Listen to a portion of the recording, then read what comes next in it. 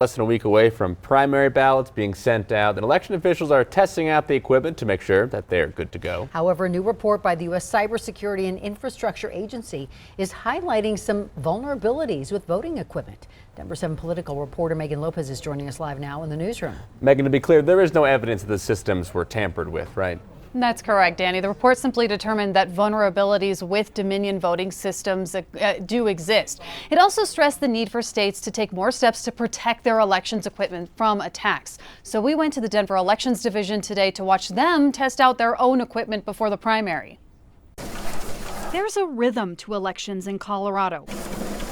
Well before ballots even begin to go out to voters. This is our logic and accuracy test, so we do this before every single election. The machines used to count them are tested. This is part of what we do. It's why Denver and other counties and here in Colorado have a safe and a transparent and a secure system. It's one of the many steps the state mandates for election security at a time when misinformation is rampant. While they test equipment and get ready for the primary, a report soon to be released by the Cybersecurity and Infrastructure Agency found this week vulnerabilities in some election equipment. MSU computer science professor Steve Beatty says software vulnerabilities are typical, but it's a bigger concern, clearly, when it comes to voting machines, because voting and the correct counting of votes is at the very heart of our democracy. The report, first obtained by the Associated Press, details 9 vulnerabilities in Dominion's Democracy Suite ImageCast X, but found no evidence any of them were used to manipulate elections. Among the weaknesses found, access cards that could be forged, barcodes that don't show a person's full vote for them to review, and USB ports that could be used to upload malicious software. However, Beatty says you'd have to have physical access to the machines. So even if somebody was very sophisticated,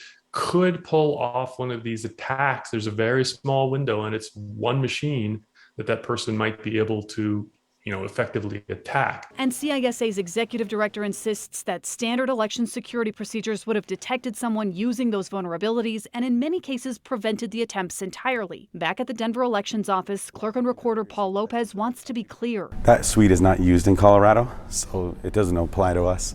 We don't use that kind of software. And the state already follows the security recommendations put out in that report. Denver goes one step further. We have a lot of tamper-proof seals. You can't just come in with a USB and somehow download software or anything like that. And we're even 3D printing lock seals that you can actually block USB ports and connections. So both Lopez and Beatty say their biggest concern isn't whether Colorado's elections are secure, but the misinformation about that security and whether voters believe it. Megan Lopez, Denver 7.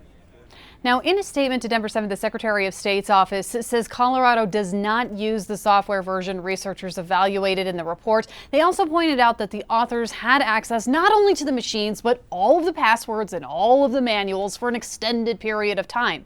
And they stressed that Colorado conducts rigorous post-election audits. And Megan, thank you for that.